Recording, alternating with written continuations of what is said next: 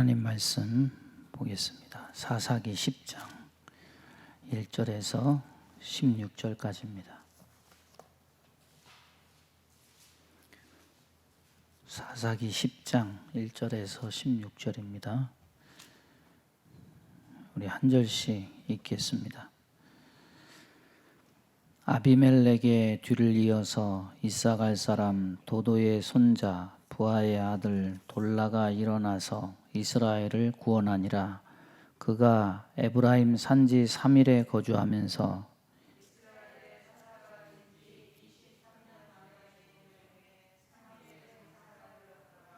그 후에 길르앗 사람 야일이 일어나서 22년 동안 이스라엘의 사사가 되니라.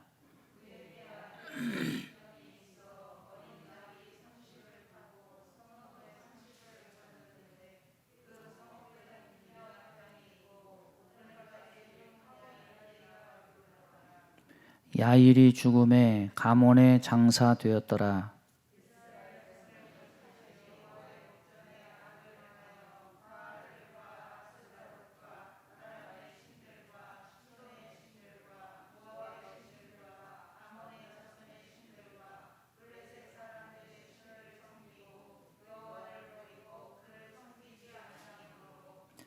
여호와께서 이스라엘에게 진노하사 블레셋 사람들의 손과 암몬 자손의 손에 그들을 파심해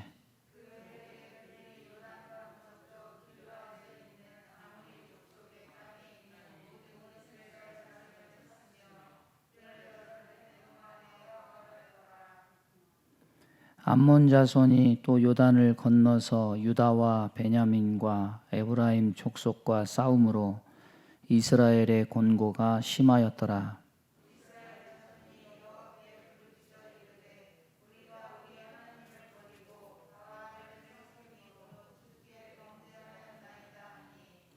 여호와께서 이스라엘 자손에게 이르시되 내가 애굽 사람과 아모리 사람과 암몬 자손과 블레셋 사람에게서 너희를 구원하지 아니하였느냐.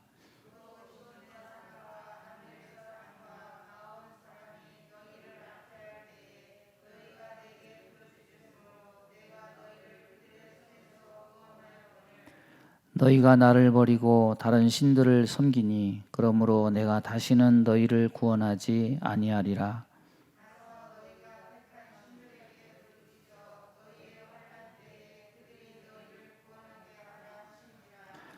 이스라엘 자손이 여호와께 여쭈되 우리가 범죄하였사오니 주께서 보시기에 좋은 대로 우리에게 행하시려니와 오직 주께 구하옵나니 오늘 우리를 건져내옵소서 하고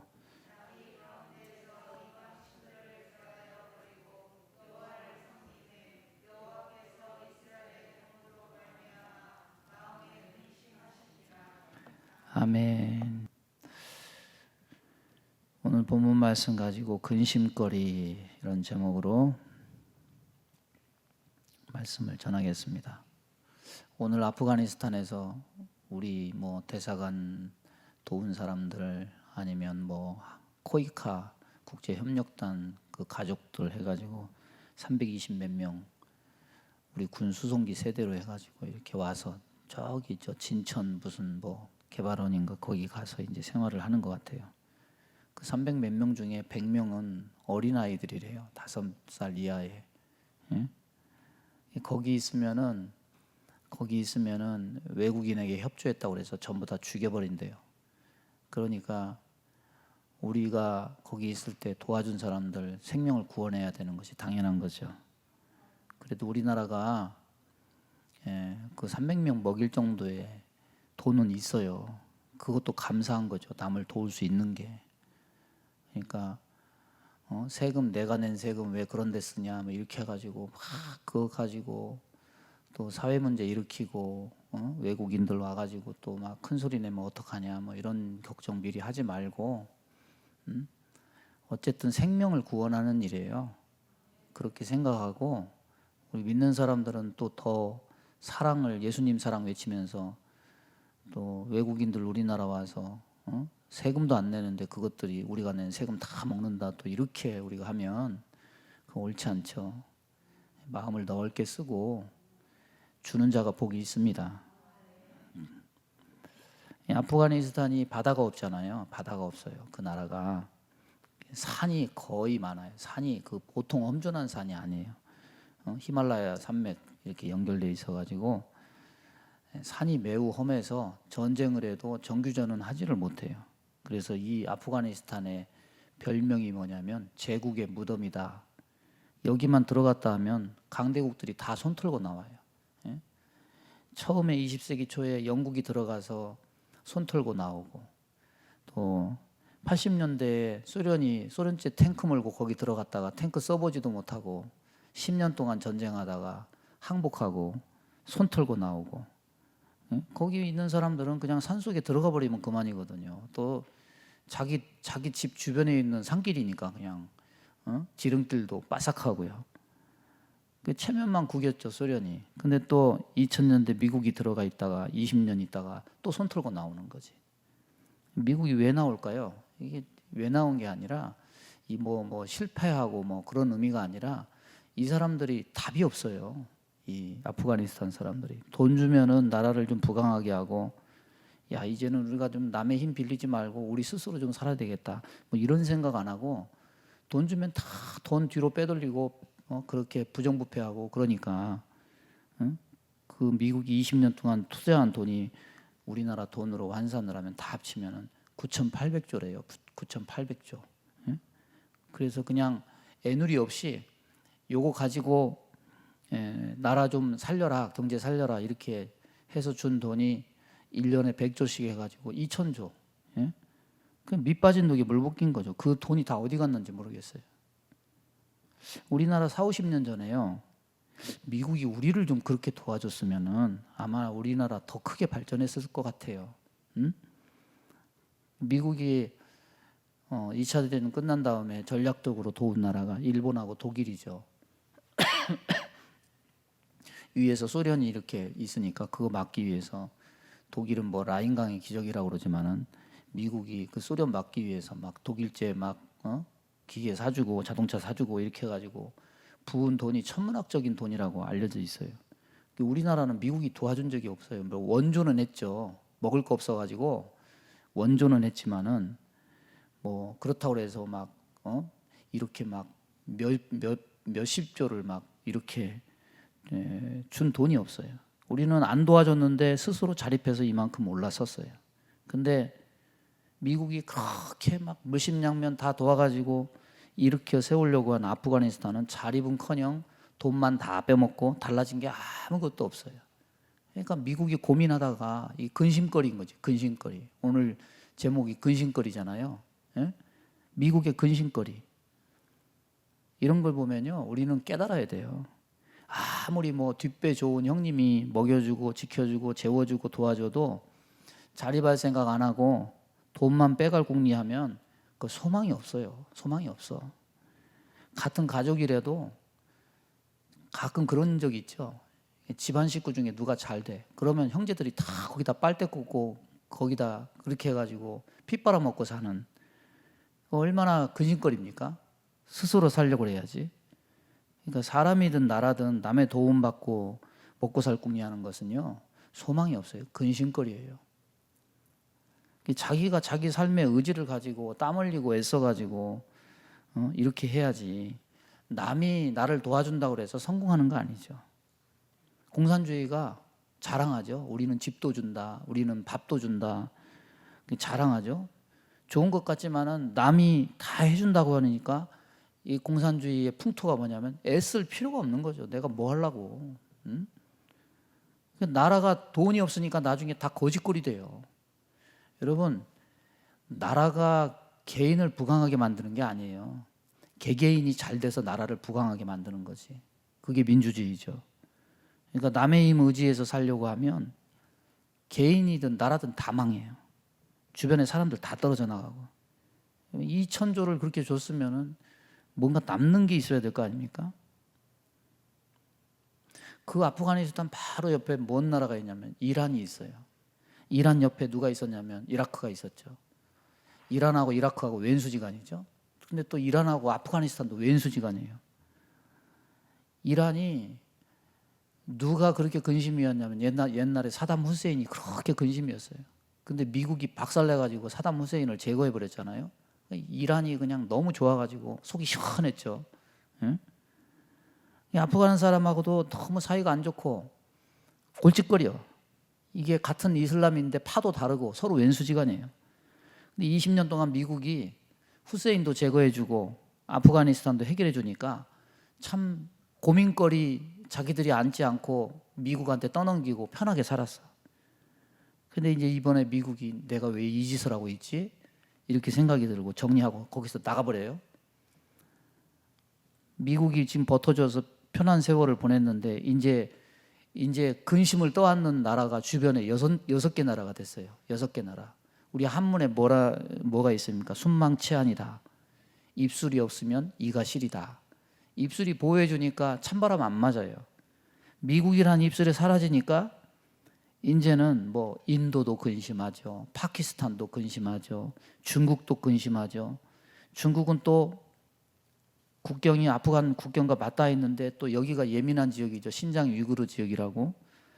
여기 종교가 또 이슬람이에요. 예? 아프간 사람들도 이슬람이죠. 신장 위구르가 인권 탄압을 한다고 전 세계 주목을 받고 있고 또 이것 때문에 중국은 인권 탄압 국가다 오명을 뒤집어 쓰고 있는데 이제 앞으로 어떻게 될지 모르지만 이 아프간 사람들하고 신장 위구르 사람들하고 이렇게 내통해 가지고 뭐 독립운동이라도 펼치면은 이게 이제 뇌관인 거예요. 예? 언제 어떻게 털릴지 모르죠. 근심거리가 주변에 있는 나라들이 굉장히 많아졌어요. 여러분 사람이 좀 뭔가 좀 개선의 여지가 있으면은 붙들고 막 얘기도 하고 호통도 치고 막 치고받고 싸우고 막 때려서라도 좀 말을 듣게 하고 그러는데 예? 이제 그렇게 말하고 말도 안 듣고 때려도 죽어라고 지 할 짓만 하고 그러면은 나중에는 말도 안 하죠. 그냥 물끄러미 쳐다보고 한숨 푹 쉬고 아이고 참 그러면서 예? 이런 소리만 연발하는 거는 참 그 사람이 그 사람의 모든 사람의 근심거리다. 이거를 그냥 행동으로서 그렇게 보여주는 거죠. 여러분 남에게 좋은 소리 듣고 살아야지. 그 사람 가는 곳에 한숨 쉬는 소리, 그 사람 있는 곳에 사람들이 눈을 피하고 슬슬 피하고 이러면 되겠습니까? 하나님에게 이스라엘 백성이 뭐냐? 근심거리다. 예? 근심거리였다. 여러분 저와 여러분이 하나님의 기쁨이 돼야지. 우리를 하나님이 물끄러미 쳐다보시면서 아무 말도 안 하시면서 야 너를 어떡하냐? 하나님이 이렇게 말한다고 생각을 해보세요. 참 가슴 답답한 일이 아니겠습니까? 근심거리가 되지 말고 참 기쁨이 되는 신앙생활을 할 수 있기를 바랍니다. 첫 번째 보면은 자 오늘 말씀에 별로 성경 사사기에서 별로 유명하지 않은 사사 2명이 나옵니다. 한 사람은 돌라고 한 사람은 야일이죠. 그냥 이 사사는 도루뭉실하게 몇 구절로 다 끝나버려요. 여러분 이 사사들이 오기 전에 뭔 일이 있었습니까? 아비멜렉이 스스로 왕을 자칭해서 사람들을 규합해가지고 자기들끼리 내분이 일어나고 치고받고 싸우고 주변 사람들 무력으로 탄압하다가 결국 허망하게 맷돌 위에서 성벽 위에서 맷돌을 내려쳐가지고 결국 아비멜렉이 죽어요. 이 당시의 분위기가 평안하지가 않은 거죠. 어수선하겠죠. 예? 어수선해요. 이 어수선한 분위기 속에 크고 작은 적들이 사방에서 막 덤벼요. 이때 세워진 사사가 누구냐? 돌라예요. 중요하지는 않을지라도 이 돌라는 용맹스러운 사사예요. 왜? 어떤 구절을 통해서 알 수 있느냐? 이스라엘을 1절에 보니까 구원하니라. 이스라엘을 구원하니라. 하나님께서 맡겨주신 자기 분량을 충분히 감당을 해요. 근데 이 돌라는 여기 보면 자기 할아버지까지 다 이름을 여기 적고 있어요. 할아버지, 아버지, 돌라 이렇게 다 등장을 하죠. 아비멜렉은 첩의 자식이라고 그렇게 해가지고 성격도 삐뚤어지고 그래서 70명 자기 형제들을 다 죽이고 권력지향적인 사람으로 나쁜 일을 많이 하고 그것을 통해서 고통을 많이 겪은 이스라엘이잖아요. 근데 하나님이 이제는 그 이스라엘에게 평안을 주시기 위해서 어떤 대비적인 모습을 보이는 거죠. 아비멜렉은 첩의 자식이었지만 이 돌라는 할아버지, 아버지, 이렇게 좋은 가문에서 자라서, 아비멜렉의 시대는 공포 정치를 하면서 정말 사람들이 탄압을 받는 그런 시대였지만은 이 돌라는 사사로 23년간 평화의 시대를 이루어내요. 그래서 이 압제와 내전으로 난장판이 된 이스라엘의 잔잔한 평화를 가져다 준 사사가 바로 돌라예요. 여러분, 하나님 입장에서 보면 기드온의 아들 아비멜렉의 충동질에 춤추고 장구치고 마음이 맞아서 그 장단에 노란한 이스라엘 백성들이 어떻게 보면 매우 괘씸하죠. 하나님이 왕인데 하나님을 제껴두고 아비멜렉을 왕으로 삼자고 하고, 이런 모습이 괘씸한 모습이죠. 그럼에도 불구하고 하나님은 이 돌라를 통해서 23년의 평화로운 시절을 보내주셔요. 이게 하나님의 마음, 이 백성을 생각하는 하나님의 마음이 무엇인가? 하나님의 마음은 그 백성을 사랑하시고 아끼시고 긍휼을 베푸시는 하나님이시다. 이거를 알 수 있죠. 여러분, 구원받은 이스라엘 백성들의 패역성을 보면요, 출애굽해서 시내산에 당도해요. 모세가 산에 올라가서 안 내려오니까 이스라엘 백성들이 바로 한 짓이 뭡니까? 아론을 겁박해가지고 여호와의 형상을 만들어라. 모세가 십계명 돌판 가지고 내려오다가 너무 막 분이 차가지고 그 모습을 보고 분이 나서 돌판을 막 다 깨뜨려 버리죠. 괘씸하죠. 괘씸해. 그런데 하나님이 용서하시고 다시 품으셔요. 그러니까 이스라엘 백성들은 옛부터 하나님의 근심거리야. 근심거리. 저들이 하나님께는 근심을 드렸지만은 하나님은 그들을 참으시고 긍휼히 여기시고 은혜를 베푸시는 하나님. 그리고서 몇 년의 평화의 시간을 주시느냐? 23년의 평화의 시간을 주셔요. 여러분, 곰곰이 생각해 보세요. 내 삶이 이렇게 평안한 거 내가 잘해서만은 아닐 거예요. 내 모습 어딘가에도 하나님을 향한 반역이 있어. 내 모습 어딘가에도 하나님 보시기에 괘씸해. 분명히 있어요. 그런데 혼자 스스로 착각해. 내가 예배 잘 드리고 내가 뭘 잘해서 내가 이렇게 평안을 누리는 거야. 그렇지 않아요. 하나님이 왜 우리에게 삶이란 선물을 계속해서 주시는 줄 아십니까? 하나님은 우리를 보시고 길이 참으셔요. 기다리셔요. 언젠가는 돌아오기를 바라셔요. 언젠가는 깨닫기를 바라셔요. 그래서 자비와 긍휼을 계속해서 베푸시는 여호와십니다. 인생 전체는요, 하나님의 선물이에요. 그래서 길이 참고 우리에게 주시는 구원의 기회예요. 그러니까 잘나서 사는 거 아니에요. 하나님의 인내와 긍휼, 하나님이 주시는 기회 때문에 우리가 날마다 살고 삶이 주어지고 평안이 임한 거예요. 돌라가 잘해서가 아니에요. 돌라 전에 이 백성들의 패역한 모습이 있었음에도 불구하고 하나님은 이 백성이 부드럽게 하나님이 베풀어 주시는 은혜를 통해서 다시 돌아오기를 바라시는 거죠. 그걸 생각하면 정신 차리고 잘해야 돼요. 지금 잘하시기 바랍니다. 지금 예배 잘 드리시고 지금 기도 잘하시고 지금 예수 잘 믿으시기 바랍니다.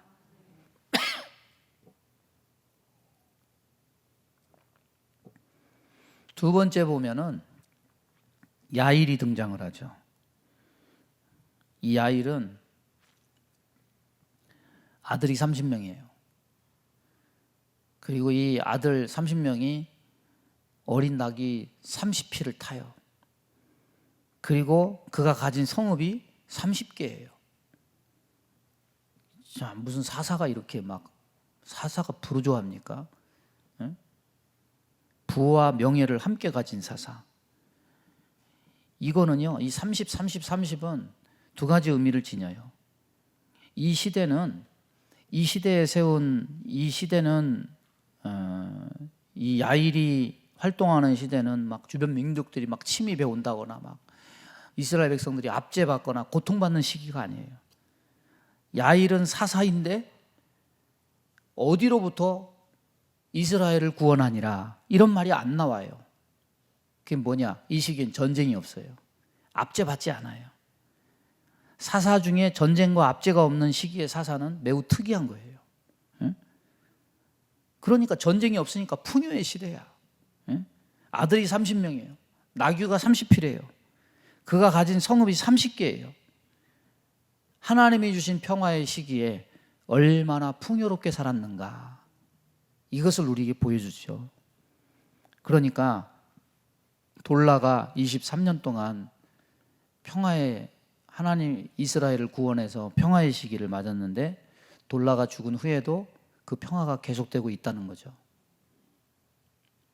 평안이 임하면 잘해야 되는데, 잘해야 되는 거 아니에요? 항상 그렇지가 않아서 문제죠. 잘해야 되는데.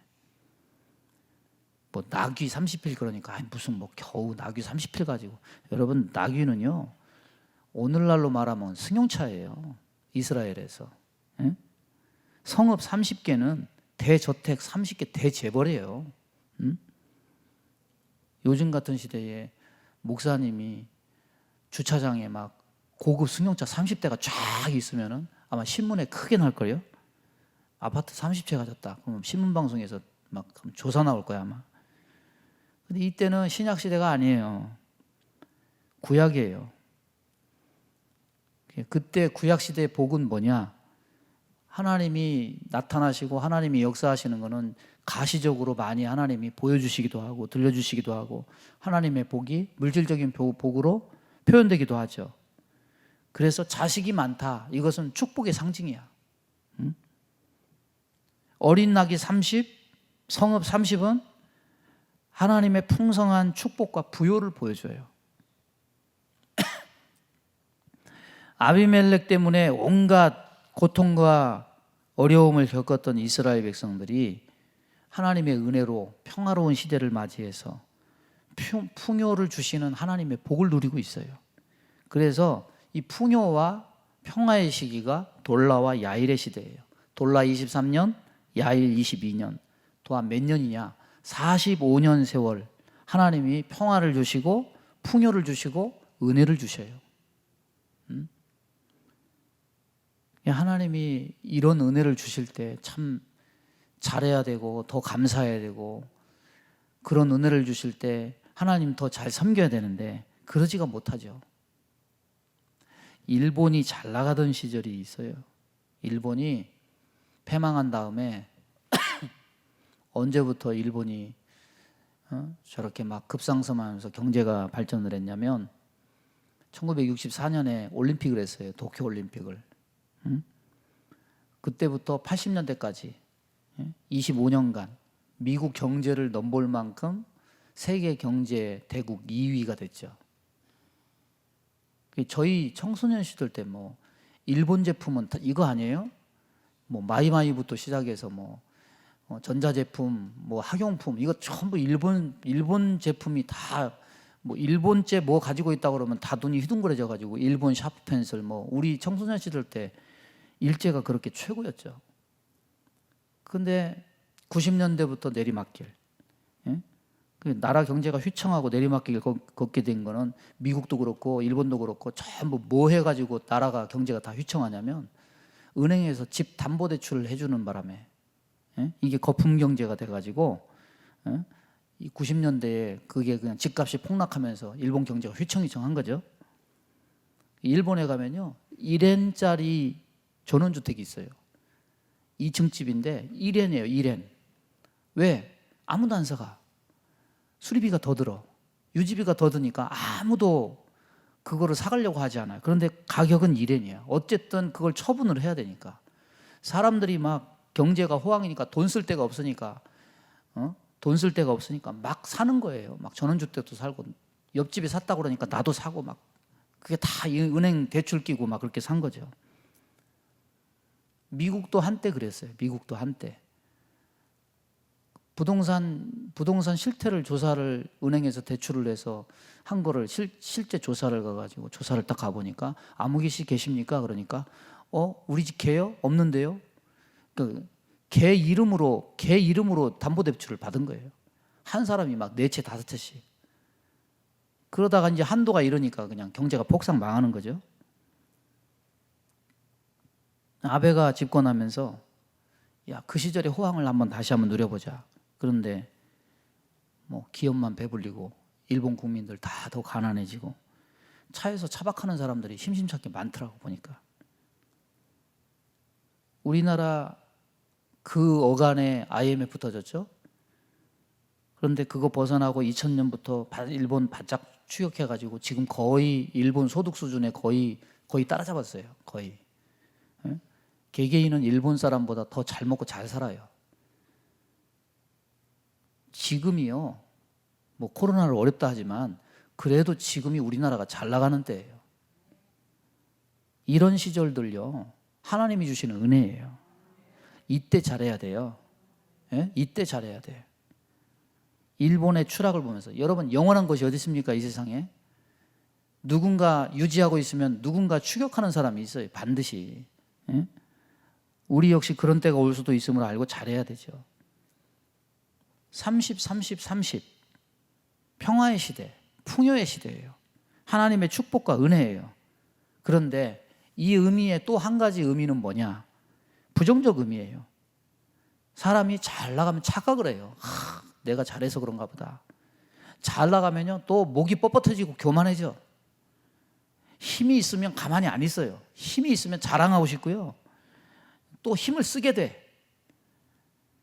여러분, 기드온이 처음에는 그렇게 의심하고 겁쟁이고 그러더니 나중에 300용사로 그 전쟁을 이긴 다음에 얼마나 그렇게 쉽게 변질이 됩니까? 기드온이.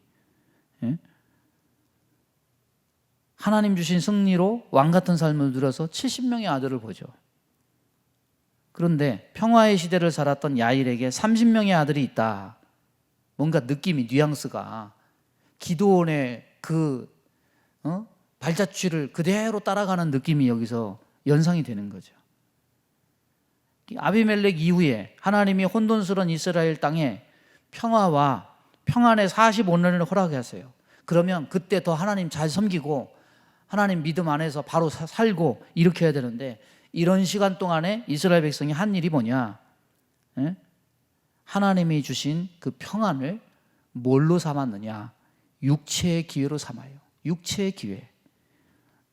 다시 옛날 모습으로 되돌아가요. 그러니까 평화를 주면, 평안이 오면 잘할 것 같지만은 사람은 평화를 주면 그거를 뭘로 삼느냐? 죄 짓는 기회, 하나님을 떠나는 기회로 삼아요. 이게 인간의 반역이죠. 여러분, 그러니까요, 이것만 끝나면 잘해야지, 저것만 끝나면 잘해야지. 여러분, 환경 가지고, 환경 기준해 가지고 내가 지금은 이렇게 해서 신앙생활 잘 못하니까 뭔가 환경이 피면 내가 잘해야지, 그런 말은 할 게 아니야. 지금 잘하세요. 살아있을 때 잘하세요. 오늘 잘하세요. 숨 쉬고 있을 때 잘해야 되는 거예요. 내일은 없어요. 6절 보십시오. 이스라엘 자손이 다시 여호와의 목전에 악을 행하여 바알들과 아스다롯과 아람의 신들과 시돈의 신들과 모압의 신들과 암몬 자손의 신들과 블레셋 사람의 신들을 섬기고 여호와를 버리고 그를 섬기지 아니했다. 완전히 무슨 우상 종합 선물 세트입니다. 기드온 시대는 그래도 바알과 아세라만 있었어요. 예? 그런데 아람의 신, 시돈의 신, 모압의 신, 암몬의 신, 블레셋의 신, 이방 신들을 다 불러 모아서 전시장을 만들어요. 하나님이 주신 평화를 가지고 더 악해지고 영적으로 더 음란해진 거죠.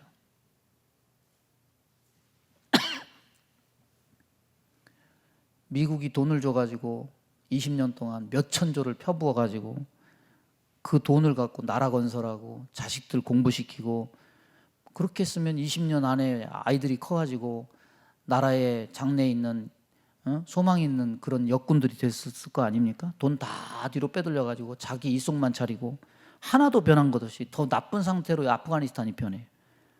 이 나라를 지켜보는 미국 사람들이 아주 근심거린 거예요. 너 어떻게 하면 좋냐? 이스라엘을 바라보는 하나님의 마음이 바로 그런 거죠. 45년 동안 평안을 줬어요. 그러면 그 45년 동안 자녀들을 잘 양육해서 하나님의 은혜로 잘 기르고 믿음으로 잘 성장케 하고 하나님을 잘 섬기고 이렇게 한 게 아니라 하나님이 주신 기회를, 평안을, 풍요를 무슨 기회로 삼았느냐? 죄 짓는 기회, 우상 섬기는 기회로. 온 세상에 있는 우상을 다 끌어다가 이스라엘 나라에 그냥 가득하게 한 거죠. 여러분, 우상 그러면 무슨 나무로 만든 형상만 우상이 아니죠. 세상적 가치관과 방식, 이게 우상이죠, 우리에게. 오늘날 뭐 문화, 문명 이러면은 뭐 다 사람들이 우월한 것, 새로운 것, 놀라운 것, 다 이런 생각을 하죠. 사실 문화, 문명이 뭡니까? 전부 사람을 편하게 하고 먹고 마시고 즐기는 거죠. 조심해야 돼요. 조심해야 돼요. 이스라엘은 바알과 아스다람만이 아니라 시돈 사람의 것이든지 모압의 것이든지 암몬의 것이든지 신을 통해서 잘 되기만 하면 다 끌어모은 거죠. 세상에 있는 것들을. 온갖 이방신의 가치와 사고방식을 다 받아들여요. 그러니까 이스라엘이나 모압이나 블레셋이나 구분이 없어져요. 이 모습을 보면서 하나님이 뭐라고 하시나? 진노하셨다.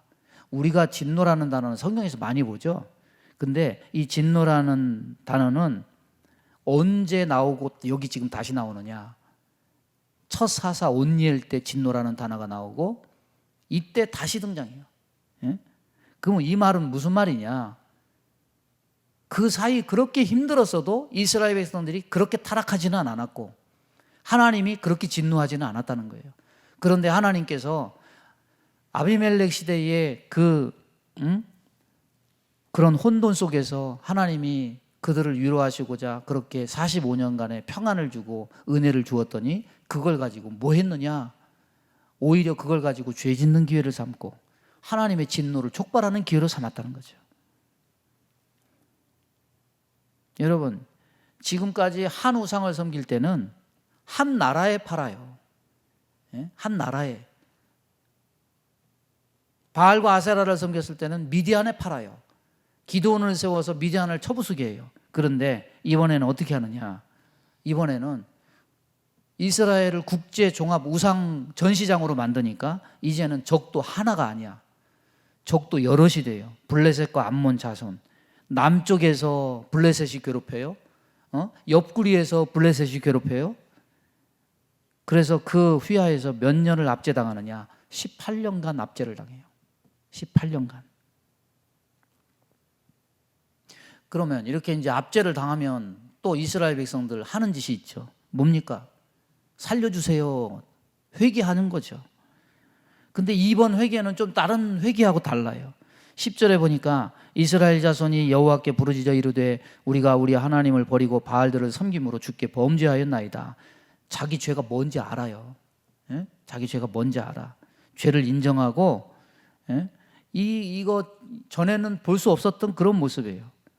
그런데 하나님이 이 회개에 대해서 야 얘네들이 이제 좀 속 차렸나 보다 이렇게 하는 게 아니라 하나님이 뭐라고 하십니까? 11절 이하에 보면은 여호와께서 이스라엘 자손에게 이르시되 내가 애굽 사람과 아모리 사람과 암몬 자손과 블레셋 사람에게서 너희를 구원하지 아니하였느냐? 또 시돈 사람과 아멜렉 사람과 마온 사람이 너희를 압제할 때에 너희가 내게 부르짖음으로 내가 너희를 그들의 손에서 구원하였거늘 너희가 나를 버리고 다른 신들을 섬기니 그러므로 내가 다시는 너희를 구원하지 아니하리라. 이스라엘을 책망하시죠. 7 나라들이 이스라엘을 대적했다고 말씀하는데 그렇게 대적할 때마다 하나님이 곧바로 응답하시고 구원을 베푸셨어요. 이런 역사가 있는데도 이스라엘이 하나님을 끝까지 기억하지 않고 신을 저버리고 배신하고 반역하죠. 그러니까 이스라엘 민족의 신앙도 냄비 신앙이야. 그냥 구원하시면 그냥 그때는 그냥 열광하면서 춤추고 박수 치는데 뒤돌아서면 그때뿐이야. 또 금방 식어서 하나님을 잊어버리고 또 세상으로 가고 세상과 짝하면서 살고.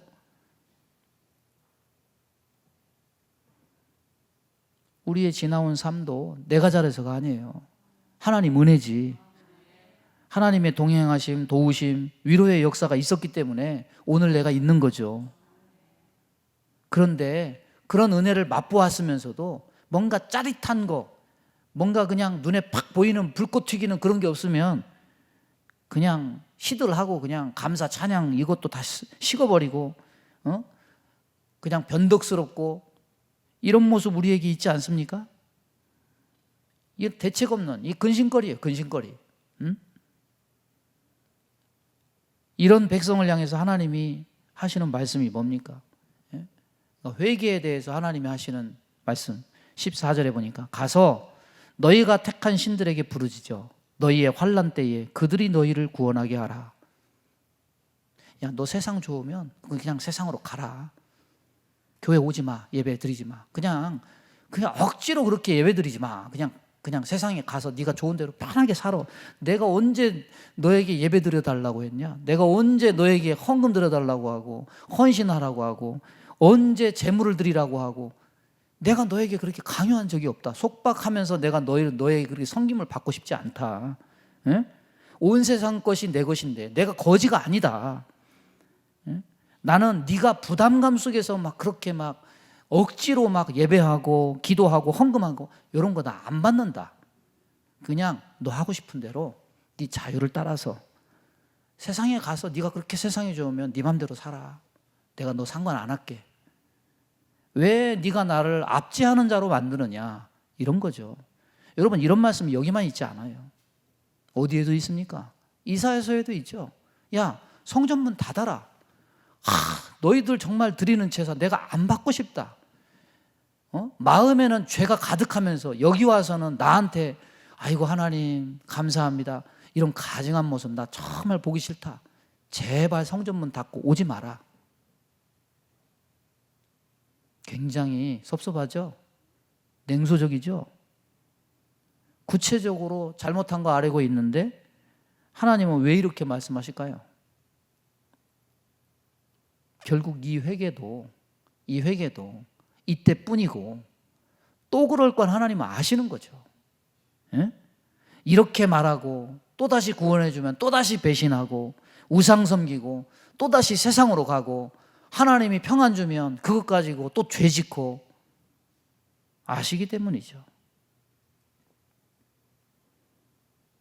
여러분 예배도 드려야 되고 헌신도 해야 되고 헌금도 해야 되고 회개도 해야 되지만 보이는 것보다 더 중요한 게 뭡니까? 우리 마음에 있는 의도와 목적이에요. 예? 의도와 목적. 여러분 왜 예배합니까? 여기 왜 오셨어요? 왜 예배해요? 왜 회개해요? 왜 충성을 해야 됩니까? 이게 보험 아니에요. 인생 악재 막아주는 보험 아니에요. 그냥 예배 안 드리면 하나님이 벌 주실까 봐 그냥 또 예배 안 드리면 뭐가 사인이 올 것 같아. 그냥 편하게 예배 드리고 편하게 살자. 이게 아니죠. 내가 예배 안 드리고 기도 안 하면 하나님이 내 소원 안 들어주실 것 같아. 여러분 이런 중심으로 하나님 섬기면 안 되죠. 응? 하나님이 그 중심으로 하시면 섭섭하실 거 아닙니까? 예배, 회개, 충성, 헌신, 헌금 이게 내 삶의 어떤 소원과 목적을 이루기 위한 평안을 유지하기 위한 신을 달래기 위한 수단이 아니에요. 뭐냐? 우리는 왜 예배합니까? 이 코로나가 이렇게 터졌는데도 여기 모여서 왜 예배하고 있습니까? 왜 헌신합니까? 왜 그전과 다르지 않게 똑같이 이렇게 하나님 섬기고 신앙생활 왜 합니까? 하나님을 사랑하는 마음이 있으니까, 하나님이 좋아서, 그 무엇보다도 다른 것보다도 이 신앙이 최고고 내가 이래야만 내 생명이 의미가 있고 내 마음에 사모함이 있으니까 내가 여기 와서 예배 드리는 거 아닙니까? 이 이유 외에 다른 이유를 거기다 갖다 댈 수가 없어요.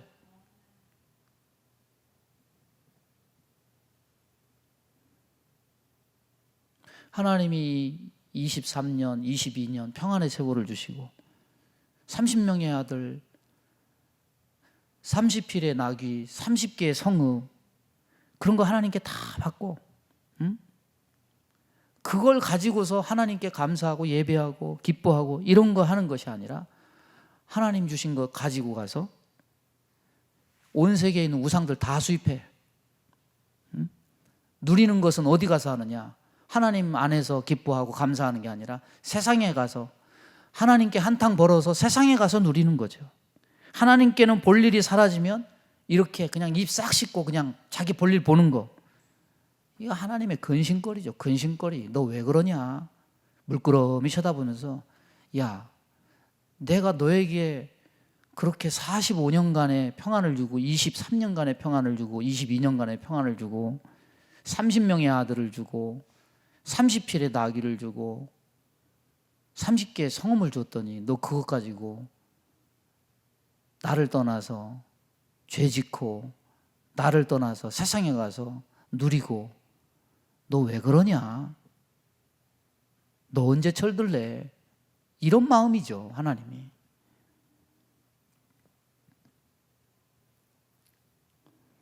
그러면 버린 겁니까? 하나님의 본심이 뭘까요? 15절 16절 보면 이스라엘 자손이 여호와께 여쭈되 우리가 범죄하였사오니 주께서 보시기에 좋은 대로 우리에게 행하시려니와 오직 주께 구하옵나니 오늘 우리를 건져내옵소서 하고 자기 가운데서 이방 신들을 제하여 버리고 여호와를 섬기매 여호와께서 이스라엘의 곤고로 말미암아 마음에 근심하시니라. 따라서 보겠습니다. 이스라엘의 곤고로 말미암아 마음에 근심하시니라. 여러분, 하나님은요 이래도 근심 저래도 근심이에요. 왜? 앞에서는 이스라엘의 한심한 모습을 보고 평안을 줬더니 그것 가지고 죄를 짓는 모습을 보고 너 왜 그러냐 한탄하시면서 근심하셨죠. 근데 이제는 그것이 하나님의 근심이었는데 회개하고 삶을 돌이키는 모습을 보니까 이제는 뭐가 근심이 되셨느냐. 하나님이 또 고생하는 것도 짠해. 고난과 수고를 보시고 이스라엘의 곤고로 말미암아 마음에 근심하시니라. 우상 숭배할 때 진노하신 가운데 근심하셨어. 근데 이제는 회개하고 돌이키는 그들의 모습을 보실 때 고난과 수고하는 그들의 모습을 보실 때 불쌍히 여기서 또 근심하셔.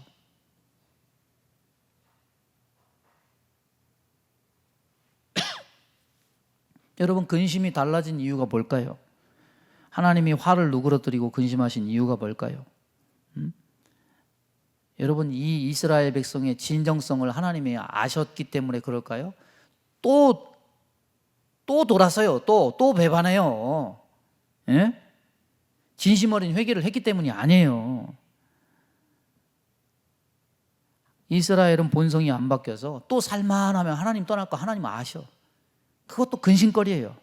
그런데 그것을 아심에도 불구하고 왜 근심이냐?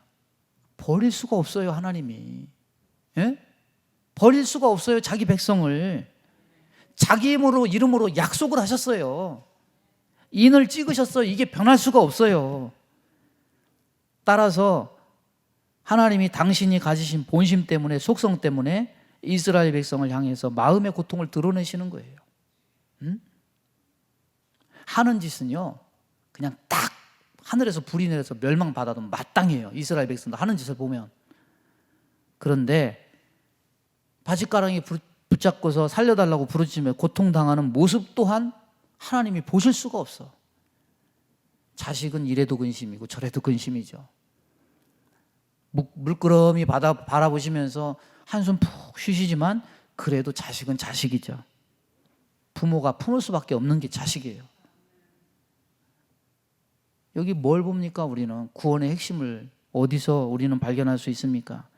이스라엘을 구원하시는 하나님. 저들이 뭐 회개를 잘해서 부르짖음을 잘 부르짖어서 이것이 아니죠. 결국 우리가 구원받는 거는요 하나님의 신실하심 때문이에요. 신실하심 때문에. 널 어떡하냐 한숨 푹 쉬시면서도 내가 너를 구원하기로 작정했으니 내 약속에 의거해서 내가 너를 불쌍히 여긴다.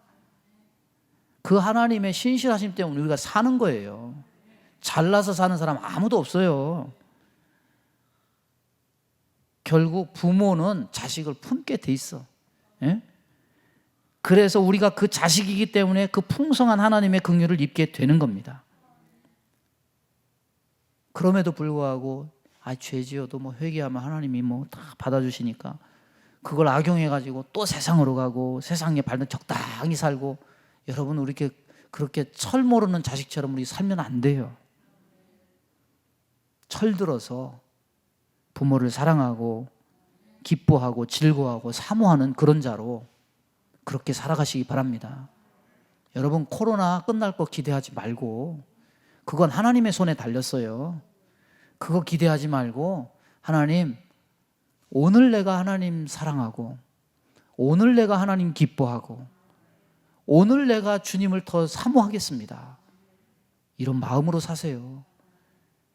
우리 모두 철든 신앙인이 될 수 있기를 바랍니다. 기도하겠습니다. 하나님 아버지, 이것만 주시면, 이때만 지나면, 우리는 그렇게 기도하고 그렇게 소원을 두면서 맹세하지만은 그때가 지나면, 그것을 취하면 우리의 마음이 변질되어서 세상으로 가고 하나님을 배신하고 반역하는 우리의 모습 아닙니까? 하나님, 우리가 하나님의 근심거리 아닙니까? 근심임에도 불구하고 하나님의 신실하신 약속에 의해서 우리를 버리지 않으시고 예수님 보내서 구원해 주심 감사합니다. 하나님, 반역의 마음, 이것을 성령의 불로 태워서 주님을 사랑하는 마음으로 변화되게 하여 주옵소서. 아직도 육체와 세상에 있는 탐욕을 제거하지 못하고 하나님을 수단으로 이용하려 하려는 이런 인간의 마음들을 하나님께서 깨닫게 하시고 돌이키게 하시고 은혜 주어서 하나님의 구원 안에, 하나님의 천국 안에 있는 자들 다 될 수 있도록 인도해 주옵소서. 예수님의 이름으로 기도하옵나이다. 아멘.